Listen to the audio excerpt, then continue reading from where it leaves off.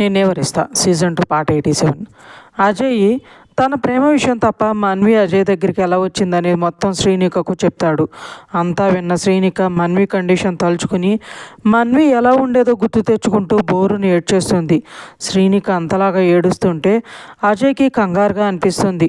తన్ని ఎలా ఓదార్చాలో అర్థం కాక అలా చూస్తూ అజయ్ కూడా మనసులో ఒక పక్క బాధ. మన్విత తనని విడిచి వెళ్ళిపోయే టైం వచ్చేసిందని తన ప్రేమ అనుకోగానే అజయ్కి విపరీతమైన బాధ వచ్చేస్తుంది. అది శ్రీనిక ముందు చెప్పలేడు. కొంతసేపటికి అజయ్ శ్రీనిక ఇద్దరూ తేరుకున్నాక శ్రీనికకు వాటర్ ఇస్తాడు తాగమని. శ్రీనిక వద్దు అంటే మేడం ప్లీజ్ అని జ్యూస్ కూడా ఆర్డర్ పెడతాడు. శ్రీనిక వాటర్ తాగి కొంచెం సెట్ అయ్యాక అప్పుడు అజయ్ శ్రీనిక గారు నేను మిమ్మల్ని ఒక మాట అడగొచ్చా అని అంటాడు.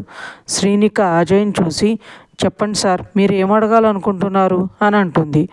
అజయ్ మన్వికి ఇంత పెద్ద ఫ్యామిలీ ఉండి భర్త ఉండి కూడా మన్వి ఎందుకు మాకు ఆ పరిస్థితుల్లో దొరికింది, తన్ని మీ వాళ్ళు ఎందుకు వదిలేశారు, అసలు ఏం జరిగింది చెప్తారా అని అడుగుతాడు. శ్రీనిక చెప్తాను అజయ్ గారు అని వేదు మన్వి కాలేజీలో చదవటం, వేదు ప్రేమించటం, మన్విత వేదుని తిడుతూ దూరం పెట్టడం, కానీ మన్విని వేదు వదలకుండా జాగ్రత్తగా చూసుకోవటం, మన్విత వేదుల పెళ్ళి, మన్విత వేదుని అపార్థం చేసుకోవటం, వేదు మన్విని దూరంగా ఉండమని చెప్పడం, వేదు మన్విలో చదువు అయిపోవడం, వెంటనే వేదు మన్వికి దూరంగా యూకేకి అని ప్రాజెక్ట్ కానీ వెళ్ళడం, మన్విత తన తప్పు తెలుసుకుని చదువు కోసం వేదు దగ్గరికి యూకే వెళ్ళడం, వేదు మన్వి మళ్ళీ ప్రేమగా ఉండడం, యూకే నుండి తిరిగి రావడం, మన్వి వేదు ఆఫీస్కి వెళ్ళడం, శ్రీనిక ప్రెగ్నెంట్ అని శివాంశు జాగ్రత్తగా చూసుకోవటం, ఆ టైంలో వేదు మన్వి ఆఫీసు జాగ్రత్తగా చూసుకోవటం, సోను పుట్టడం, కొన్నాళ్ళకి వేదు మన్విని వదిలి ప్రాజెక్ట్ వర్క్ అని యూకేకి 2 సంవత్సరాలు వెళ్ళడం, వేదికి దూరంగా ఉండడంతో మన్వికి తెలియకుండానే డిప్రెషన్లో ఉండడం, మన్వి వేదికి దూరంగా ఉండడంతో బాధపడుతూ ఉండడంతో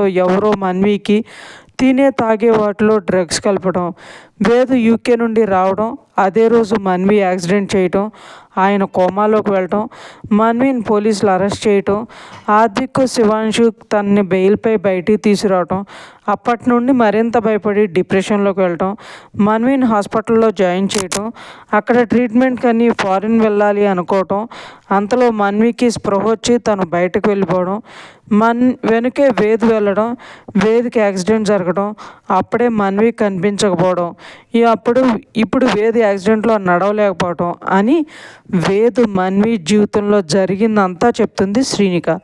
అంతా విన్నాక అజయ్కి అర్థమవుతుంది వేదు మన్విల ప్రేమ పెళ్లి బంధం ఎంత స్ట్రాంగ్గా ఉంది అనేది. అప్పుడే మనసులో నిర్ణయించుకుంటాడు మన్విని మర్చిపోవాలి అని. ఇలా ఎవరి ఆలోచనలో వాళ్ళు ఉండగానే ప్యూను జ్యూస్ తీసుకొస్తాడు.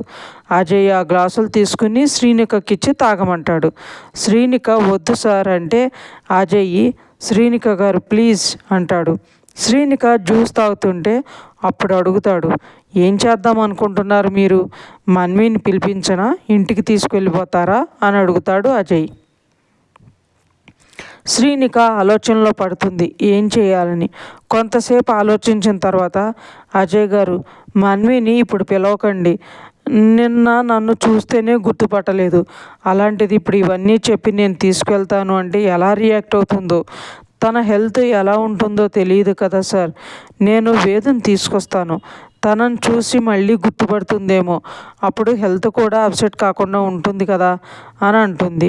అజయ్ కూడా ఆలోచించి అది నిజమే మేడం, మీరు అలానే చేయండి, నాకు ముందుగా చెప్తే నేను తన్ని ఆఫీసుకి తీసుకొస్తాను అంటాడు.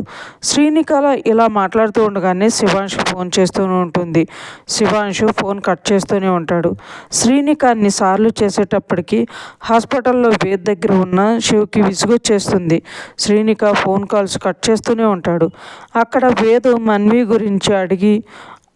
గురించి అని అడుగుతూనే ఉంటాడు. అన్నయ్య మన్వి ఎక్కడుంది, ఎలా ఉంది, నేను హాస్పిటల్లో ఉంటే చూడటానికి రాలేదు ఎందుకు, ఏం చేస్తుంది, ఇన్ని రోజులు నాకెందుకు గుర్తు రాలేదు, తను ఇంట్లో ఎందుకు కనిపించలేదు, ఇలా క్వశ్చన్స్ వేస్తూ విసిగిస్తూనే ఉంటాడు. ఆ టైంలో కంటిన్యూస్గా శ్రీనిక కాల్ చేస్తూ ఉంటే ఫోన్ కట్ చేస్తూనే ఉంటాడు శివాంశు. కానీ శ్రీనిక చేస్తూనే ఉంటుంది.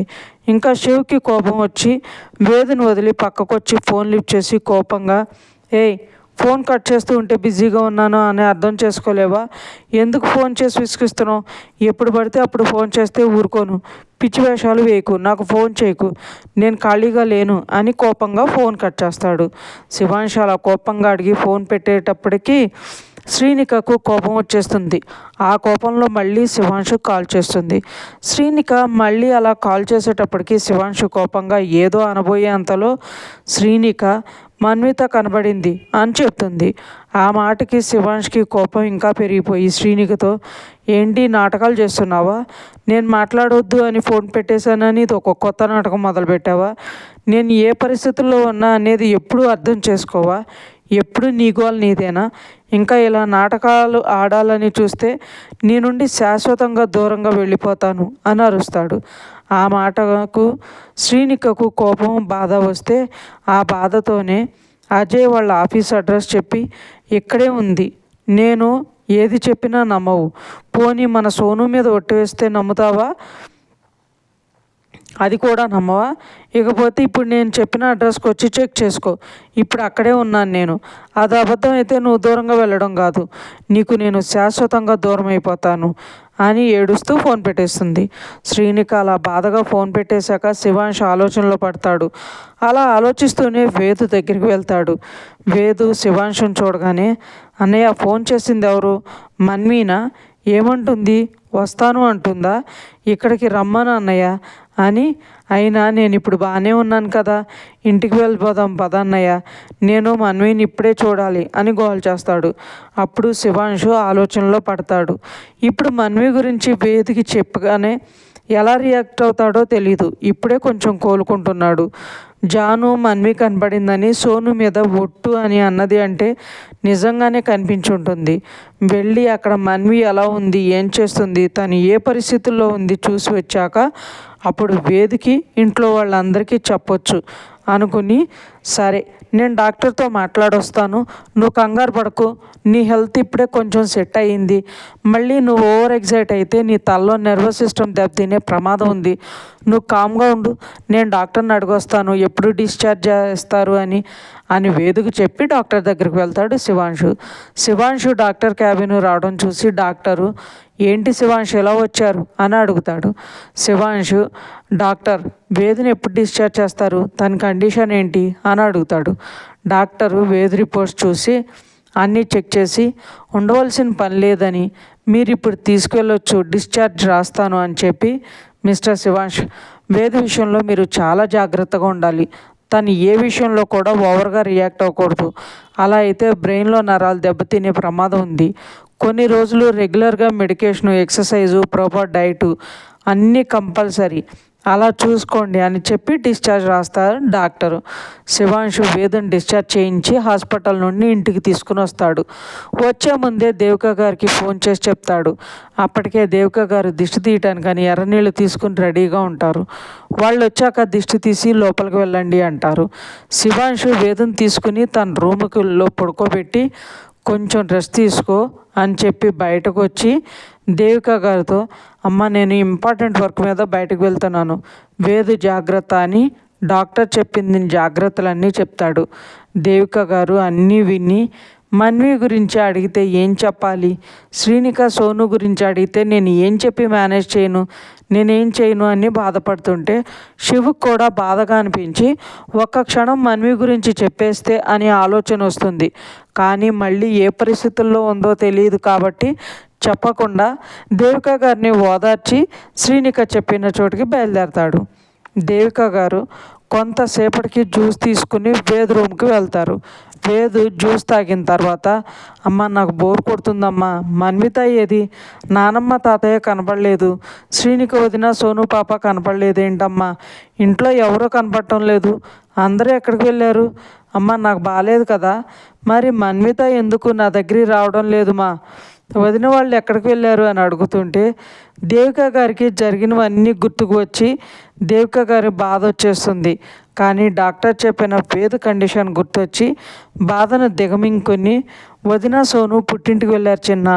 అమృత అత్తయ్యకి కొంచెం బాగాలేదు అని, ఇంకా నానమ్మ తాతయ్య నీ బాగాలేదని పుణ్యక్షేత్రాలు వెళ్ళారు మొక్కులు తీర్చడానికని.